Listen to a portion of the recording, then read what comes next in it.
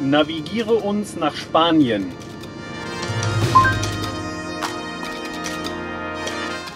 Ja, grobe Richtung Rhein, ne?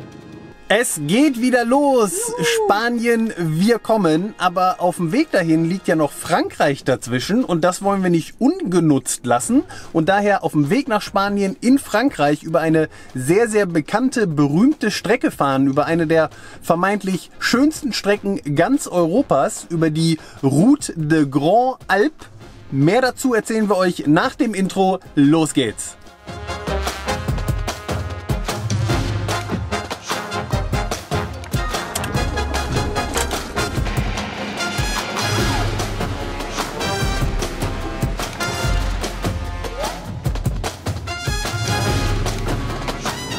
Ja, eigentlich wollten wir ja schon lange wieder mit dem Camper unterwegs sein und auch schon längst in Spanien und Portugal sein. Aber manchmal kommen die Dinge dann ja doch ein bisschen anders, als man sich das vorher so ausmalt.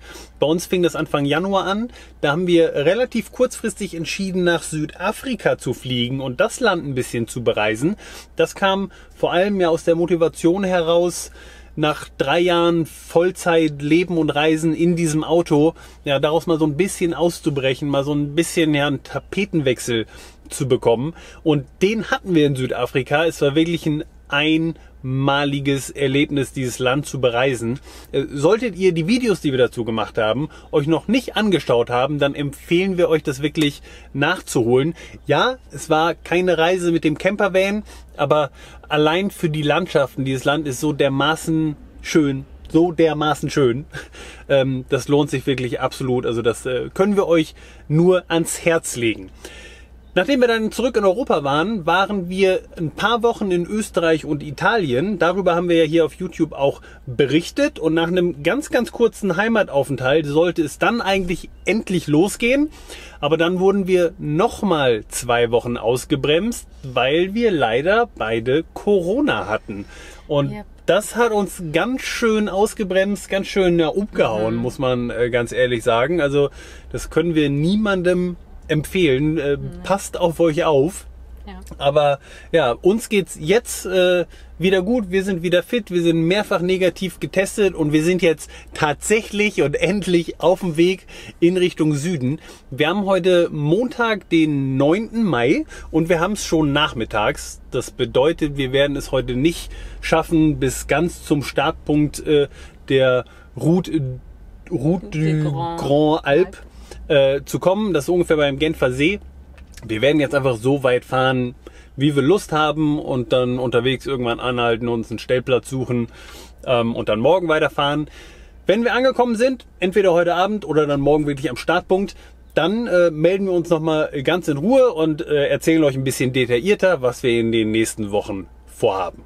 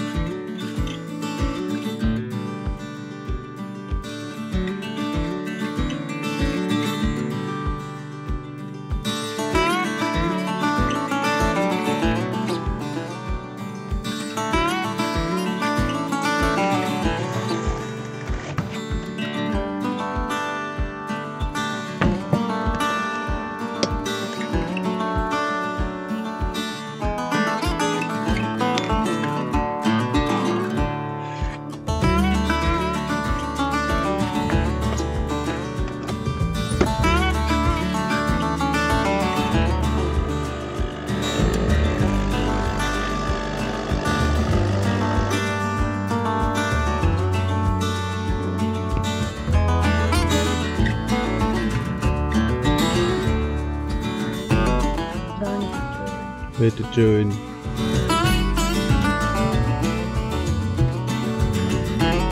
Einen wunderschönen guten Morgen aus der Nähe von Lörrach, hier kurz vor der Grenze in die Schweiz. Wir sind hier gestern knapp 600 Kilometer gefahren, bevor wir hier angekommen sind. Wir haben uns dann relativ kurzfristig spontan einen Stellplatz über Park4Night gesucht und den hier gefunden auf einem großen Waldparkplatz, ein großer Schotterparkplatz mitten im Wald. Als wir gestern angekommen sind, war es ja schon komplett dunkel, aber die Nacht war total ruhig. Jetzt gerade sind hier schon ein paar Leute angekommen, um mit ihren Hunden spazieren zu gehen. Aber ja, abgesehen davon hatten wir eine sehr, sehr ruhige Nacht. Das war cool. Die erste Nacht zurück im Camper nach so einer Pause ist ja doch immer ein bisschen besonders, für uns zumindest. Also wir haben uns direkt wieder 100% wohl und zu Hause gefühlt, aber ja, irgendwie ist es so, vom Kopf her muss man da erstmal wieder irgendwie sich dran gewöhnen, vor allem auch wenn es ums Freistehen geht. So geht es uns zumindest. Aber ja, wie gesagt, die Nacht war sehr, sehr ruhig. Das ist schon mal cool. Von hier sind es jetzt noch 4,5 Stunden ungefähr bis zum Startpunkt der Route de Grand Alpe. Die beginnt in einem kleinen Ort südlich vom Genfer See und schlängelt sich von da 700 Kilometer lang bis an die Mittelmeerküste, bis an die Côte d'Azur und endet in einem kleinen Ort Menton.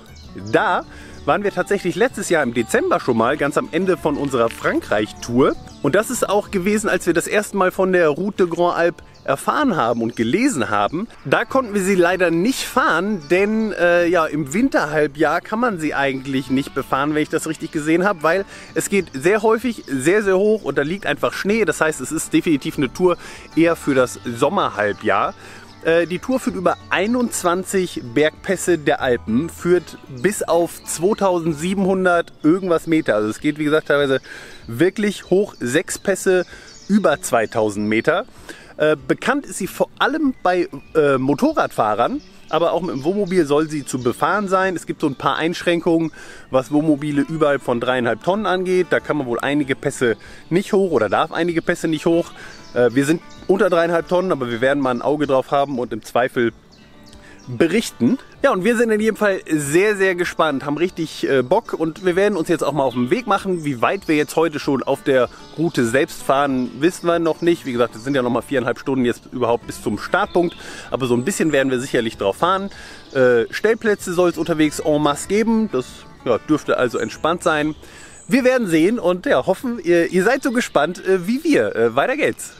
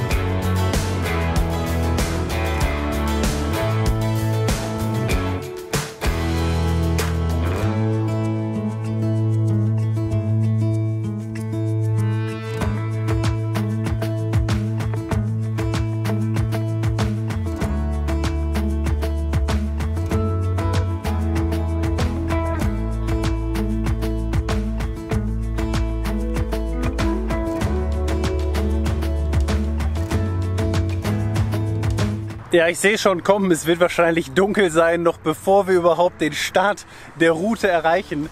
Es liegt einerseits daran, dass die mautfreien Straßen in der Schweiz, über die wir fahren, ja doch relativ klein und verwinkelt sein können manchmal. Also wir brauchen einfach ja doch ein bisschen länger als gedacht, um von A nach B zu kommen.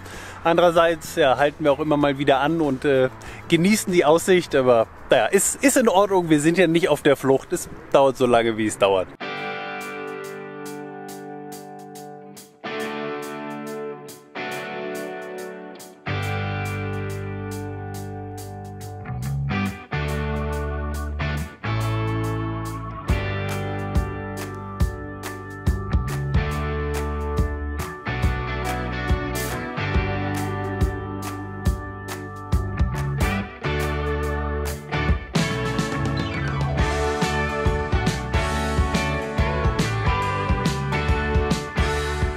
Und jetzt stecken wir auch hier noch in der Rush Hour fest.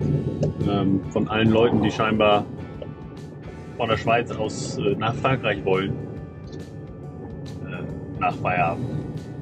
Jo. Ich wollte sagen, hier ist ganz okay. Dass wir langsam hier langfahren müssen, ist in Ordnung. Es ist immer noch sehr schön hier.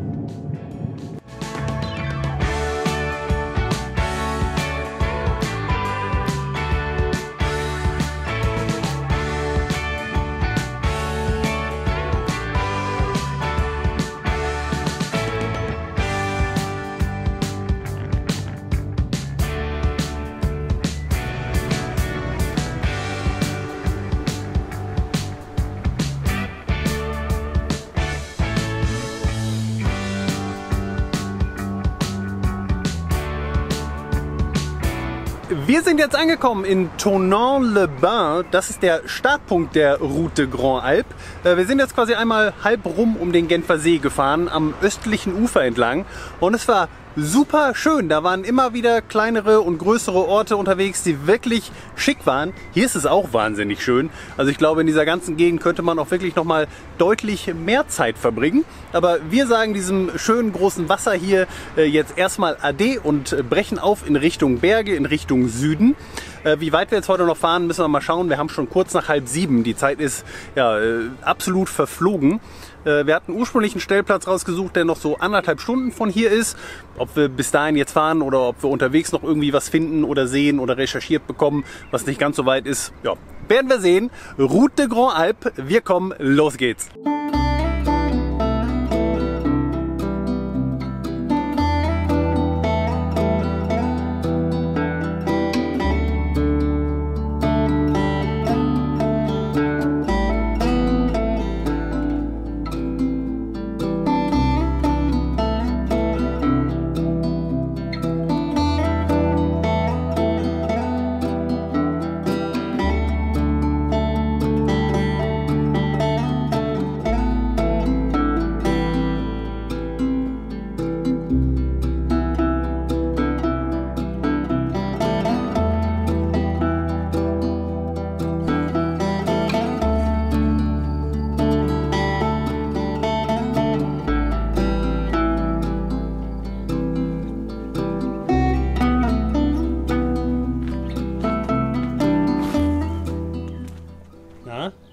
Wie gefällt dir diese Aussicht? Sehr gut. Ja, bleiben wir heute Nacht hier? Ja. Wir sind jetzt knapp ungefähr eine halbe Stunde gefahren von Thonon-les-Bains aus, sind ein bisschen abseits der Route de Grand Alpe. Ja, aber auch nur Und irgendwie 5 Kilometer oder so. Ja, genau. Und stehen hier auch auf einem Pass mit dieser wunderschönen Aussicht auf den Genfer See.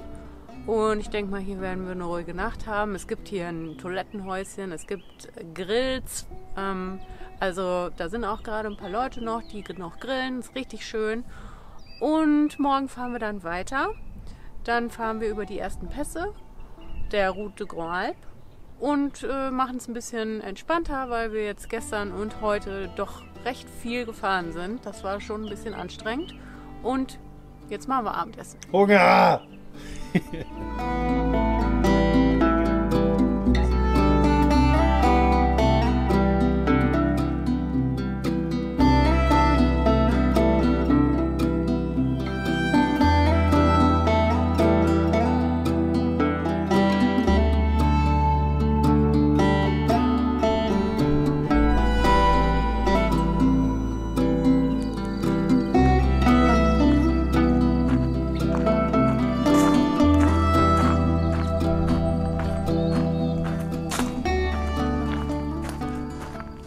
Bevor wir uns jetzt gleich was zu essen machen, noch ein großes Dankeschön an den Sponsor des heutigen Videos, Bookbeat. Ihr wisst, wir hören gerne Hörbücher und das nahezu jeden Tag. Und zwar nicht nur auf langen Autofahrten, sondern auch abends zum Einschlafen. Und dafür ist Bookbeat perfekt. Denn Bookbeat ist eine Hörbuch-App mit Flatrate-Modell.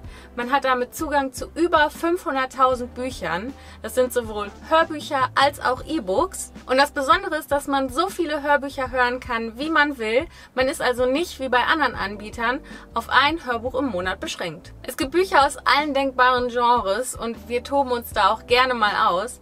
Wir haben sowohl schon Comedy-Klassiker wie die Känguru-Chroniken von Marc-Uwe Kling gehört, als auch Fantasy-Romane wie zum Beispiel Game of Thrones. Das hören wir übrigens im englischen Original. Es gibt ganz, ganz viele Bücher in unterschiedlichen Sprachen.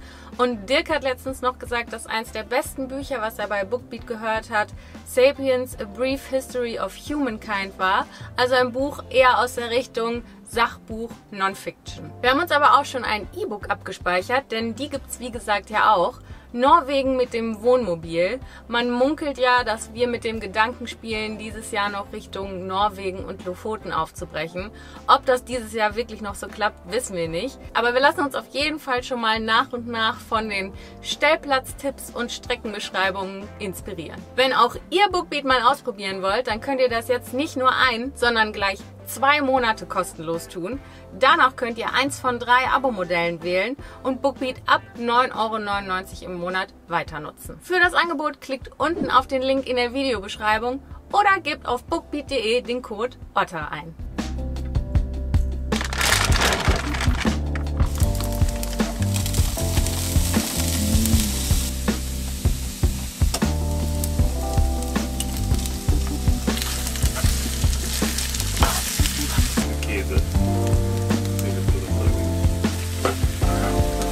Game Changer, dieses. Vielen Dank fürs Kochen. Bitte schön.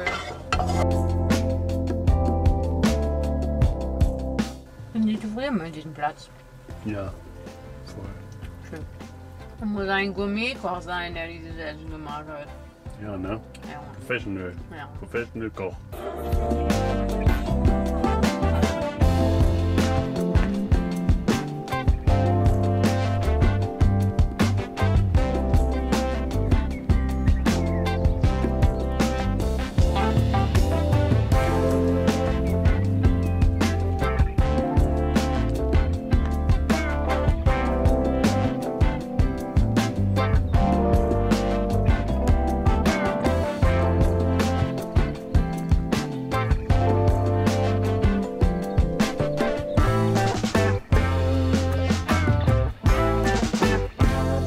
Gefällt dir das so? Vor den Fernseher, wecken Sie um. Es geht heute Ja. um Paletten.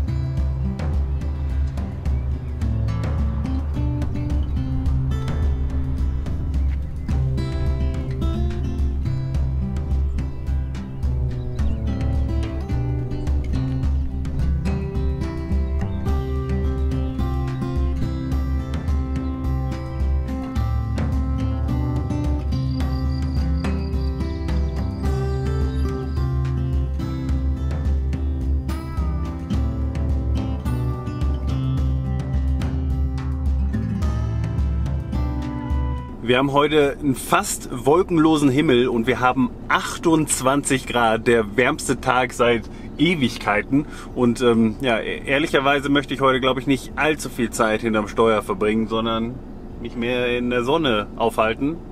Aber mal gucken. Wir fahren jetzt mal los, gucken, wo wir so hinkommen. Lasst uns überraschen. Los geht's.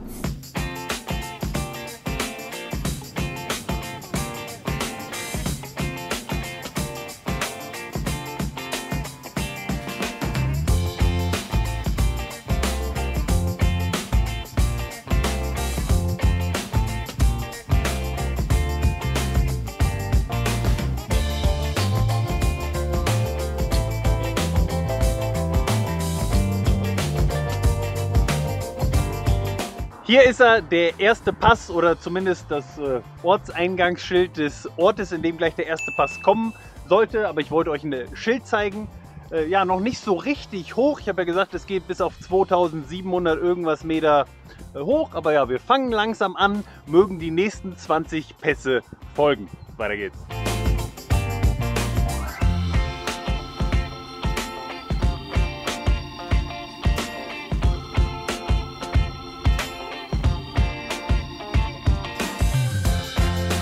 Ja, ist ganz cool. Man kann hier direkt neben dem Lift seinen Camper parken und also auch übernachten offiziell. Kostet 21 € die Nacht. Ist jetzt kein klassischer Schnapper, aber ist halt eben direkt neben dem Lift, also wirklich 20 Meter. Und das im Winter, glaube ich, schon echt cool.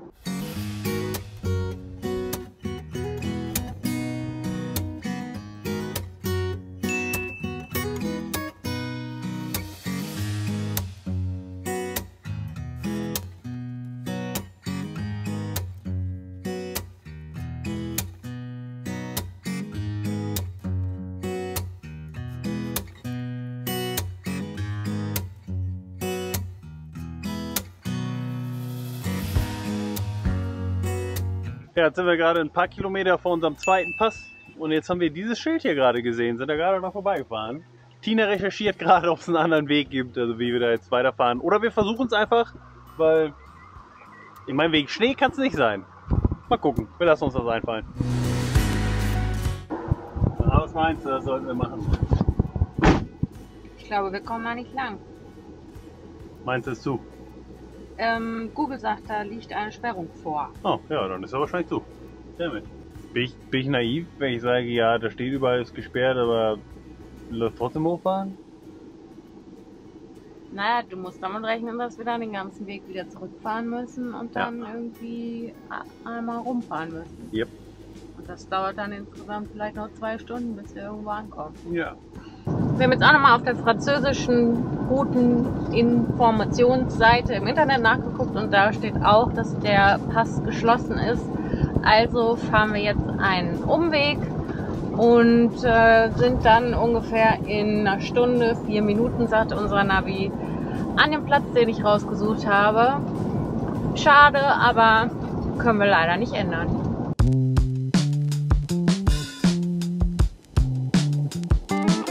Unter dem Motto Umwege nutzen sind wir kurz angehalten und haben uns ein Eis gekauft.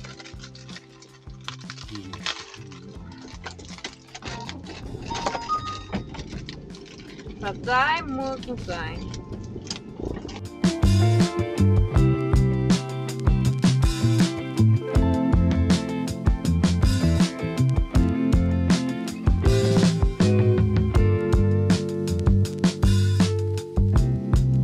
Es ist wirklich sehr, sehr schön hier.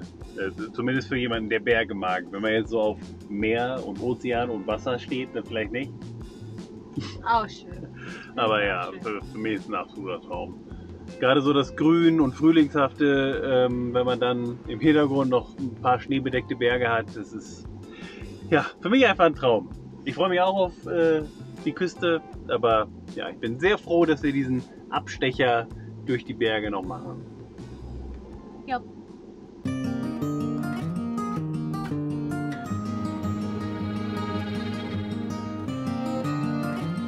Jetzt haben wir schon 2 Wege versucht, aber in beiden Fällen durfte man dann nicht weiterfahren. Weder mit dem Camper noch mit dem Auto. Eine Alternative zeigt uns Google noch an. Mal gucken, ob das klappt. Wir sind ja halt quasi mitten in einem Skigebiet und das scheinen alles dann so Service Roads für das Skigebiet zu sein. Glaubst du? Ja, glaube ich. Mal schauen. Wenn nicht, dann müssen wir uns was anderes suchen. Genau.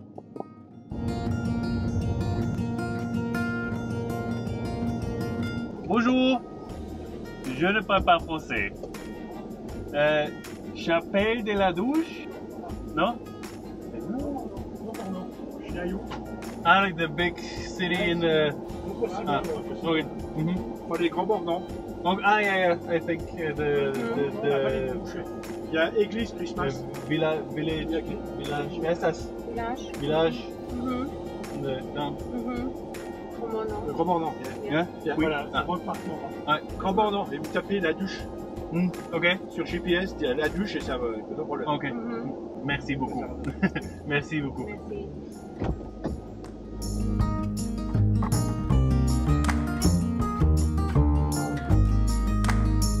Ja, der dritte Weg ging auch nicht. Unser Auto ist definitiv zu groß für diese kleinen Bergstraßen hier. Aber 2 nette Herren, die da gerade am Werkeln waren, haben uns mit Händen und Füßen und extrem gebrochenem Französisch unsererseits oder nicht vorhandenem Französisch unsererseits wissen lassen, wie wir da hinkommen. Und zwar müssen wir quasi zurück ins Tal fahren. Und von da gibt es dann einen großen Weg scheinbar dahin. Wir waren jetzt fast bis hoch zum Col de la Colombière, also dem gesperrten Pass. Sind wir von der anderen Seite quasi einmal komplett hochgefahren. Ja, weil Google meinte, das wäre der Weg. Nein. Ist okay, ist super schön hier. Ja. Wenn dieser Pass nicht gesperrt sein sollte, dann fahrt ihn. Das ist sehr schön. Hoffentlich ist es der Stellplatz wert. Hoffentlich geht der Weg wirklich. Ja, hoffentlich geht der Weg überhaupt, ja.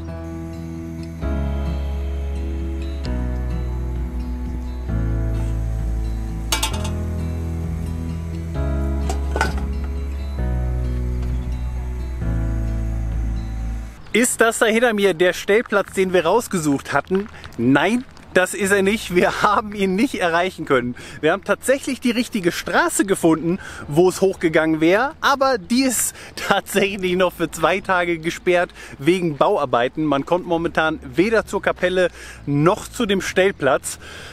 Ja, es ist wie es ist. Ja, jetzt sind wir runtergefahren ins Dorf und hier gibt es tatsächlich einen offiziellen kostenlosen Wohnmobilstellplatz, wo man sich 2 Tage lang hinstellen darf. Richtig, richtig cool. Sowas finden wir ja immer super, wenn Gemeinden und Städte sowas anbieten. Hier gibt es keine Fähr- und Entsorgung, hier gibt es keinen Strom, aber das ist ja wurscht, man kann sich hier hinstellen und ja, das ist auch direkt neben der Straße und hier fahren Autos vorbei, aber die Aussicht ist trotzdem überragend, faszinierend, mega schön und ja, wie gesagt, cool, dass es sowas überhaupt gibt.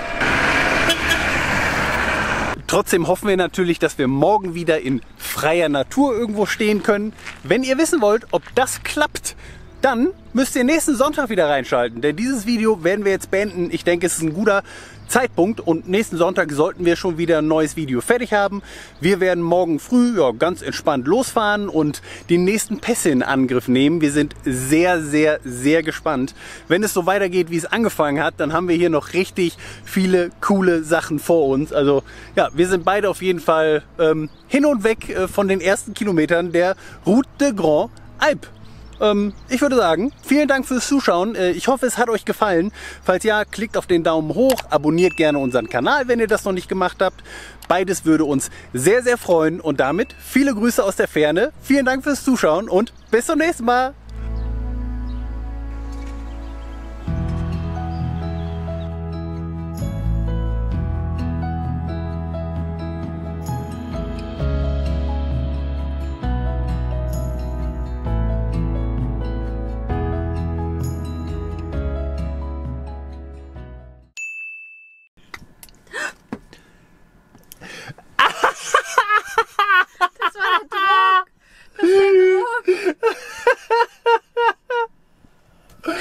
Und da auch, oh nein! Überall!